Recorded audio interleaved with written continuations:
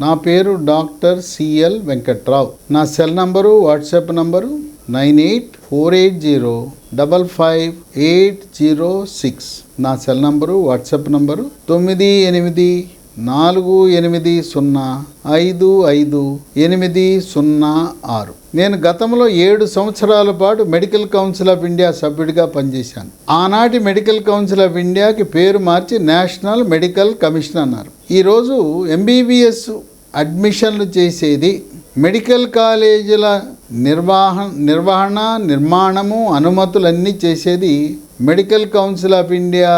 ఆ విధులను నేడు నేషనల్ మెడికల్ కమిషన్ నిర్వర్తిస్తూ ఉంది. మెడికల్ కాలేజీల గురించి పూర్తిగా అవగాహన కలిగి మెడికల్ అడ్మిషన్ల పట్ల పూర్తి అధ్యయనం చేసి ఈ రోజున ప్రతిరోజు రాత్రి 8 గంటల నుంచి విద్యార్థులకు, తల్లిదండ్రులకు జూమ్ లింక్ ద్వారా, జూమ్ మీటింగ్ ద్వారా నీటుకు సంబంధించిన అడ్మిషన్లు, ఏ రాష్ట్రాల్లో అడ్మిషన్లు పొందాలి, ఏ కాలేజీల్లో ఏ కేటగిరీకి దరఖాస్తు పెట్టుకోవాలి అనే సమాచారాన్ని ఇవ్వటం జరుగుతూ ఉంది. ఈ విద్యార్థుల యొక్క సౌకర్యం కోసం వాట్సాప్ గ్రూపులు కూడా ప్రారంభించాం. జూమ్ మీటింగ్ లింకు, వాట్సాప్ గ్రూపుల లింకులు ఈ వీడియో యొక్క డిస్క్రిప్షన్ బాక్స్లో మీరు పొందొచ్చు. ఎవరైనా డిస్క్రిప్షన్ బాక్స్ అంటే తెలవకపోతే నాకు వాట్సాప్లో సందేశం పెట్టండి, మెసేజ్, నాకు జూమ్ లింక్ పంపండి అంటే పంపిస్తాను. కేవలం ఎంబీబీఎస్ఏ కాదు, సర్వం. నీట్లో అర్హత సాధించి మార్కులు రాకపోతే, ఎంబీబీఎస్ రాకపోతే 2వ స్థానంలో ఉంటుంది ఆయుర్వేదం, 3వ స్థానంలో ఉంటుంది హోమియోపతి, 4వ స్థానంలో ఉంటుంది naturopathy doctor course, BNYS course. ఈ న్యాచురోపతి కోర్స్ ఎంబీబీఎస్తో సమానంగా 4.5 సంవత్సరాలు, తర్వాత 1 ఇయర్ ఇంటర్న్షిప్, తదుపరి MD చేసే అవకాశం ఉంది. ఆయుర్వేదము, హోమియోపతి, న్యాచురోపతి కూడా ఎంబీబీఎస్ లాగా సమాన ఉద్యోగ అవకాశాలు ప్రభుత్వంలో, ప్రైవేట్లో ఉంటాయి. ఇప్పుడు రాబోయే కాలంలో ఎంబీబీఎస్ డాక్టర్ల సంఖ్య పెరిగినప్పుడు ఇంకోటి ఏంటంటే ఎంబీబీఎస్ కాలేజీల్లో విద్యార్థుల సంఖ్య 250 ఉంటుంది. ఈ ఆయుర్వేదము, హోమియోపతి, న్యాచురోపతిలో అంతమంది ఉండరు. ఆ కాలేజీల సంఖ్య 40 మంది గరిష్టం, 50 మంది, 60 మంది. అందువల్ల ఎంబీబీఎస్ డాక్టర్లు గుట్టలుగా పాస్ అయ్యి వచ్చే అవకాశం ఉంది.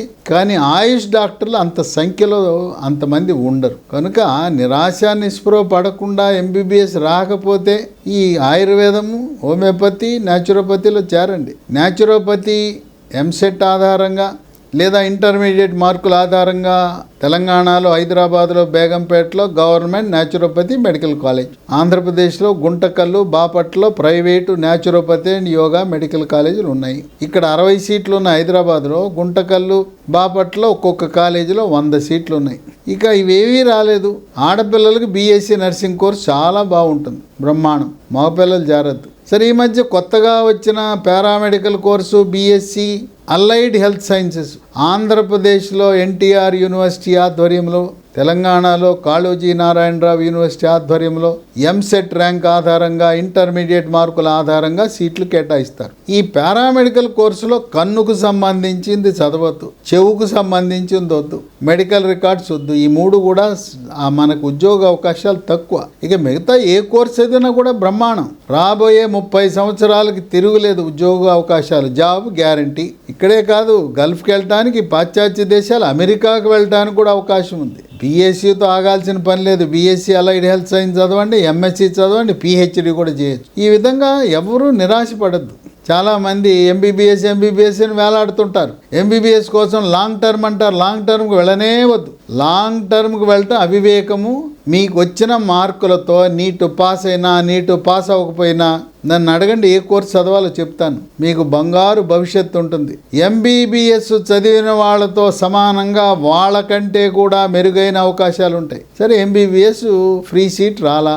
ఇప్పుడు ఈ సంవత్సరం తెలంగాణ, ఆంధ్రప్రదేశ్ విడివిడిగా అడ్మిషన్లు చేస్తాయి. పునర్విభజన చట్టం ప్రకారం 10 ఏళ్ళు అయిపోయింది కనుక ఆంధ్ర, తెలంగాణ ఒకరికొకరు సంబంధాలు లేవు. తల్లిదండ్రుల్లో తల్లి కానీ తండ్రి కానీ ఎవరో ఒకరు ఆ రాష్ట్రంలో చదివటము, ఉండటము, రెసిడెన్స్ సర్టిఫికేట్ 10 ఏళ్ళు ఉన్నట్టు తీసుకుంటే నాన్ లోకల్ కింద దరఖాస్తు చేసుకోవచ్చు. 15% సీట్లకు అర్హత ఉంటుంది. లేదంటే ఆంధ్ర వాళ్ళకి తెలంగాణ ప్రవేశం లేదు, తెలంగాణ వాళ్ళకి ఆంధ్ర ప్రవేశం లేదు. ప్రభుత్వ ఉద్యోగులు కేంద్ర రాష్ట్ర ప్రభుత్వ ఉద్యోగులు వాళ్ళ పిల్లలు వేరే రాష్ట్రంలో చదివితే ఎక్కడ చదువుతున్నారో 6 సంవత్సరాలు తప్పనిసరిగా 7, 8, 9, 10 ఇంటర్మీడియట్ ఈ 6 సంవత్సరాలు ప్రామాణికం. ఆఖరి 2 సంవత్సరాలు తప్పనిసరిగా చదవాలి, అక్కడే లోకల్ అవుతారు. పిల్లలు ఒక చోట లోకల్ అయితే తల్లిదండ్రులు వేరే చోట ఉద్యోగం వేరే పక్క రాష్ట్రం అనే తెలంగాణలో ఆంధ్రలో చదువుతుంటే వాళ్ళు ఉంటే అక్కడ నాన్ లోకల్ కింద 15% పొందే అవకాశం ఉంది. ఇక తల్లిదండ్రులు పిల్లలందరూ ఒకే రాష్ట్రంలో ఉంటే పిల్లలకి కావాల్సింది ఏంటంటే స్టడీ సర్టిఫికెట్, 6 నుంచి ఇంటర్మీడియట్ వరకు సర్టిఫికెట్ కావాలి. ఇంకా వేరే వాళ్ళకి నేటివ్ సర్టిఫికెట్, రెసిడెంట్ సర్టిఫికెట్ అవసరం లేదు, స్కూల్ స్టడీ సర్టిఫికెట్ సరిపోతుంది. నాన్ లోకల్గా సీటు పొందాలంటే తల్లిదండ్రులు తహసీల్దార్ దగ్గర నుంచి 10 ఏళ్ల పాటు రెసిడెన్స్ సర్టిఫికెట్, అంటే తల్లి అక్కడ చదివినా తండ్రి అక్కడ చదివినా ఆ సర్టిఫికెట్తో నాన్ లోకల్గా 15% సీట్లకు పోటీ పడే అవకాశం ఉంది. అందువల్ల ఈ రోజున ఏ కేటగిరీ రాలా, సరే సంవత్సరానికి 15 లక్షలు కట్టే బి కేటగిరీ, అది కూడా ఆంధ్రాలో గత సంవత్సరం 3.5 లక్షల వరకే వచ్చింది, 3.5 లక్షలు దాటితే రాలా. తెలంగాణలో గత సంవత్సరం 5,90,000 ర్యాంక్ వరకు బి కేటగిరీ వచ్చింది. కనుక ఆంధ్రాలో 3.5 లక్షలు దాటిన వారు, తెలంగాణలో 5,90,000 దాటిన వాళ్ళకి సీట్ రాదు. బి కేటగిరీ 15 లక్షలు రెడీగా ఉన్నా కూడా సీట్ రాదు. అందువల్ల మీరు పాండిచేరిలో 6 ఆగస్టు వరకు అవకాశం ఉంది. 3 కాలేజీలు ఉన్నాయి, అక్కడ మేనేజ్మెంట్ సీట్ల కింద చేరొచ్చు.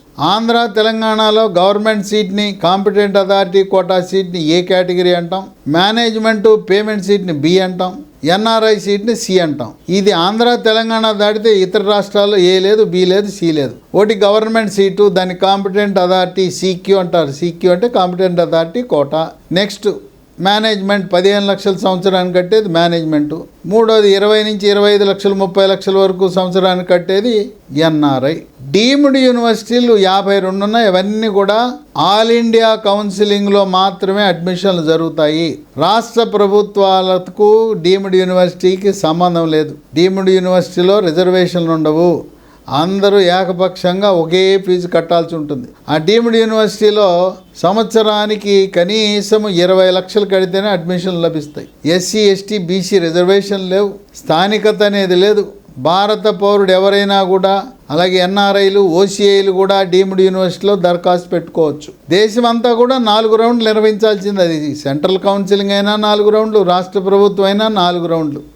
కేంద్ర ప్రభుత్వ అడ్మిషన్ల ప్రక్రియ ప్రారంభమైంది. రిజిస్ట్రేషను ఆప్షన్ల ప్రక్రియ ఆగస్టు 14 నుంచి 20 వరకు జరుగుతుంది. సమాంతరంగా రాష్ట్ర ప్రభుత్వాలు కూడా నోటిఫికేషన్లు ఇస్తాయి. ప్రతి రాష్ట్రము కూడా వాళ్ళకున్న 15% ఆల్ ఇండియా కోటాకు పోతే 85% సీట్లు వాళ్ళు నింపుకోవడానికి వాళ్ళు నోటిఫికేషన్ ఇస్తారు. మళ్ళీ ప్రతి రాష్ట్రానికి మనం ఫీజు కట్టుకోవాల్సిందే. అయితే ఫీజు ఎక్కువ ఉండదులే, 2-3 వేలే ఉంటుంది. కేంద్ర ప్రభుత్వ కౌన్సిలింగ్కి డీమ్డ్ యూనివర్సిటీలో సీటు పొందగోరేవారు 2 లక్షల నాన్ రిఫండబుల్ డిపాజిట్ కట్టాలి. మిగతా వాళ్ళు 10,000 రిఫండబుల్ డిపాజిట్ 10,000 కడితే సరిపోతుంది. ఈ 2 లక్షలు రిఫండబుల్ డిపాజిట్, సీట్ వచ్చినా సీట్ రాకపోయినా మనం కట్టేది కేంద్ర ప్రభుత్వానికి. వాళ్ళు మనం ఏ అకౌంట్ నుంచి బ్యాంక్ ట్రాన్స్ఫర్ చేశామో ఆ అకౌంట్కి బదిలీ చేస్తారు. ఈ ఫీజుల చెల్లింపులకు ఎవరు కూడా క్రెడిట్ కార్డులు వాడద్దు, ఆన్లైన్ ట్రాన్స్ఫర్ విధానాన్ని వాడండి. ఇక్కడ ఆంధ్ర తెలంగాణలో సీటు రావు. 7 లక్షలు, 8 లక్షలు, 10 లక్షల ర్యాంకులు వచ్చినాయి. పాండిచేరి పెట్టుకోండి.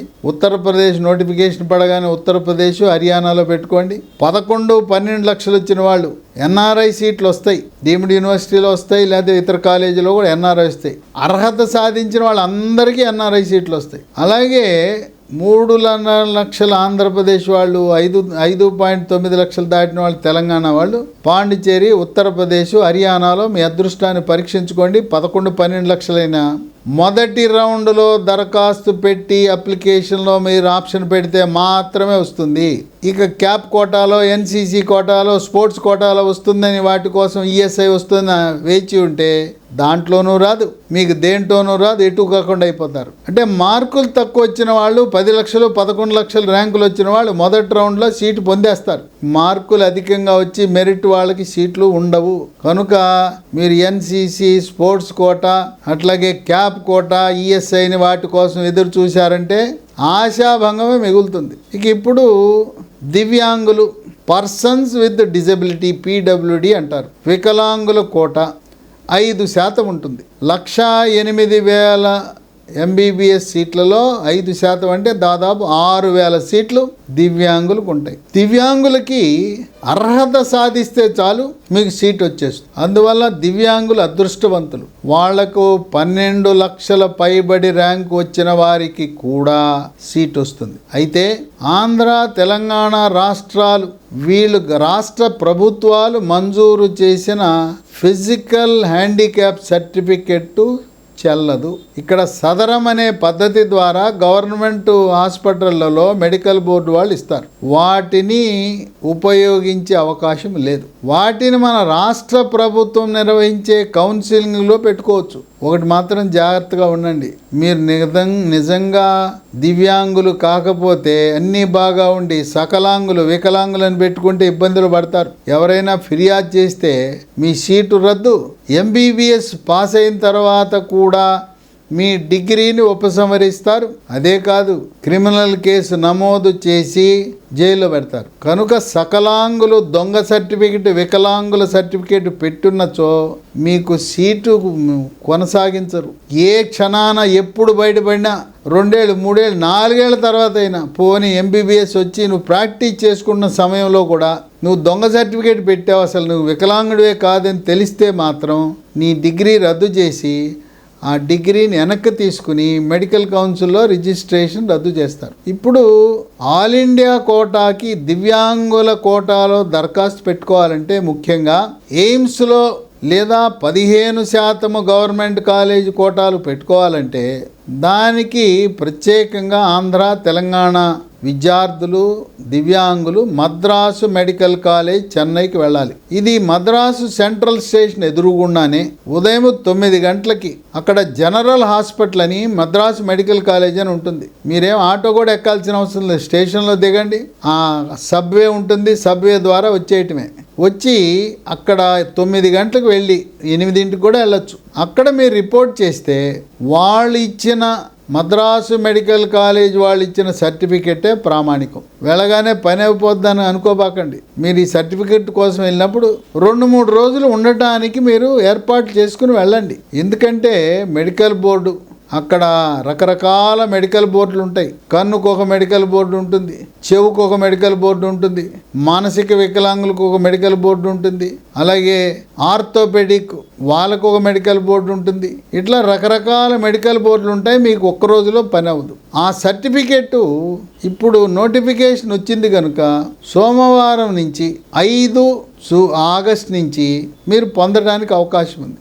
ముందే తెచ్చిపెట్టుకోండి. ఎందుకంటే ఆఖరి నిమిషంలో సర్టిఫికేట్ పొందటం కష్టం. ఈ దివ్యాంగుల సర్టిఫికెట్ రాష్ట్ర ప్రభుత్వాలు ఇచ్చినది రాష్ట్ర ప్రభుత్వ కోటాకి 85%కి చెల్లుబాటు అవుతుంది. మీరు తెలంగాణ, ఆంధ్రాలో దరఖాస్తు పెట్టుకుంటున్నారు. మద్రాసు మెడికల్ కాలేజ్ తెచ్చిన సర్టిఫికేట్ పక్కన పెట్టేయండి. మీకు రాష్ట్రంలో ఎక్కువ పర్సంటేజ్ చేశారు, మీకు అనుకూలంగా ఉంది, మీరు ఆ మద్రాసు మెడికల్ కాలేజ్ సర్టిఫికేట్ని పక్కన పడేయండి. రాష్ట్రాల్లో ఏదో సాధించుకున్నారు, ఏదో తెచ్చుకున్నారు, దాన్ని వాడుకోండి. కానీ ఇది ప్రభుత్వాలను, తోటి విద్యార్థులను అన్నీ బాగా ఉండి సకలాంగులు దివ్యాంగుల కోటా కింద చేరితే అది తీవ్రమైన నేరంగా పరిగణిస్తారు. ఇంకా ఏమైనా దివ్యాంగుల సర్టిఫికెట్ల గురించి ఏదైనా సమాచారం కావాలంటే కేంద్ర వైద్యారోగ్య శాఖ ఒక కాల్ సెంటర్ని ఇవ్వటం జరిగింది. వాళ్ళకి ఫోన్ చేస్తే మీకు తగు సమాచారం వస్తుంది. కాల్ సెంటర్ దివ్యాంగులకు కాల్ సెంటర్ 1800-102-7637 1800-102-7637. మీకు నీట్ గురించి కానీ, ఆయుష్ కోర్సుల గురించి కానీ, ఎంబీబీఎస్ అడ్మిషన్ల గురించి కానీ, పారామెడికల్ కోర్సులు, బీఎస్సీ నర్సింగ్ గురించి కానీ ఏ అనుమానాలు ఉన్నా మీరు నన్ను జూమ్ మీటింగ్లో కలవచ్చు. కలిసి మీ యొక్క ప్రశ్నలను అడిగి మీరు మీ అనుమానాలు నివృత్తి చేసుకోవచ్చు. ఇంకొక పథకం వచ్చింది. ఇంటర్మీడియట్ బైపీసీ పాస్ అయిన వాళ్ళు డైరెక్ట్గా ఉద్యోగం పొందడానికి ఇంకొకటి HCL టెక్ అని టెక్ బి అనే ఒక కార్యక్రమాన్ని నిర్వహిస్తున్నారు. అయితే ఇంటర్మీడియట్ బైపీసీలో మీకు 75% పైగా మార్కులు రావాలి. 22-23లో పాస్ అయిన వాళ్ళు, 23-24లో పాస్ అయిన వాళ్ళు కూడా అర్హులే. ఇంటర్మీడియట్ బైపీసీతో పాటు ఇంటర్మీడియట్ వొకేషనల్, CEC, HEC ఈ హెచ్సిఎల్ టెక్ వారు వాళ్ళు ఎంపిక చేసి శిక్షణకు పంపి ఒక సంవత్సరం శిక్షణ అయిన తర్వాత సంవత్సరానికి 17 లక్షల రూపాయల జీతం మీకు వస్తుంది. ఇంటర్మీడియట్తో సుమారు నెలకి 1,50,000 జీతం రావటం అంటే విశేషం. కనుక పేదరికంలో ఉంది, చదువుకునే వెసులుబాటు లేదు, మీ కుటుంబ ఆర్థిక పరిస్థితులను బట్టి చదువుకుంటే అవకాశం, మీరు ఉద్యోగము చేస్తూ చదువుకోవచ్చు. ఉద్యోగంలో ఉంటూ ప్రముఖ యూనివర్సిటీలతో అవగాహన ఒప్పందం ఉంది హెచ్సిఎల్ టెక్ వారికి. ఇక్కడ అమరావతిలో కేఎల్ యూనివర్సిటీలో ఇంజనీరింగ్ కోర్సులు, artificial intelligence, machine learning, data science లాంటివి చదవచ్చు. లేదు ఇతర యూనివర్సిటీలు Amity University, Sastra University, BITS Pilani, IIM, Indian Institute of Management నాగ్పూర్తో కూడా అవగాహన ఒప్పందం ఉంది.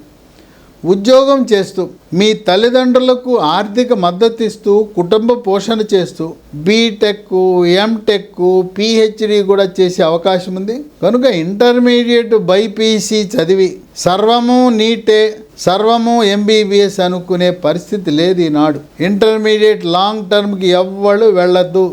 లాంగ్ టర్మ్ వల్ల ఎటువంటి ప్రయోజనము కలగదు. 100లో ఒక్కరికి ప్రయోజనం కలుగుతుంది. 99% కాలము వృధా.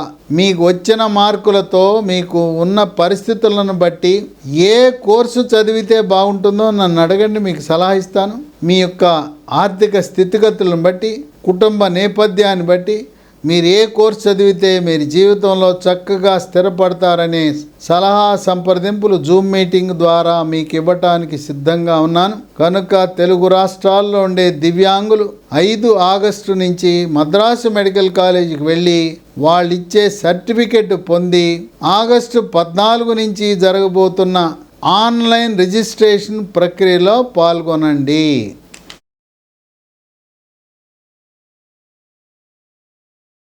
Thank you.